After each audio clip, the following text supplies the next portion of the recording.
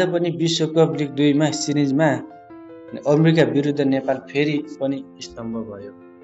आउनु एकछिन यसको बारेमा चर्चा गरौँ। के कारणले यस्तो भयो त भनेर एकछिन यसको बारेमा गरौँ। पहिलो सुन्नुभन्दा पहिला हजुरले मेरो च्यानललाई सब्स्क्राइब गर्नु भएन भने सब्स्क्राइब गरिदिनु होला।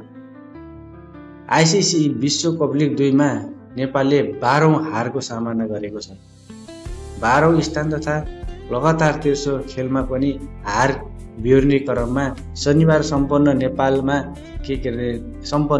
खेलमा नेपाली टिम अमेरिकासँग 4 विकेटले पराजित हुन पुग्यो।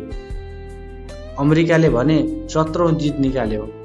नेपालले दिएको 272 रनको लक्ष्य अमेरिकाले 39 ओभरमा 6 विकेट गुमाएर भेटायो। उनका लागि साइदेजा मुस्ताफाले 75 र मिलान्त कुमारले 70, सायन जहागिरले 36 र कप्तान मोनाक पटेलले 21, सुलभ रञ्जितले आजीवन 19 रन बनाउन सफल भए।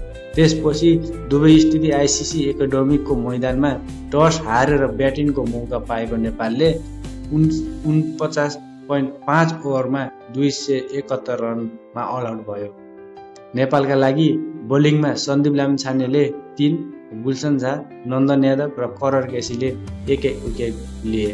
नेपालका लागि उपकप्तान दिपेन्द्र सिंह एरीले उत्कृष्ट इनिङ खेले।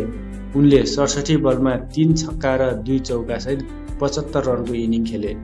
ओडिआईमा दिपेन्द्रको यो 5औं अर्धशतक हो।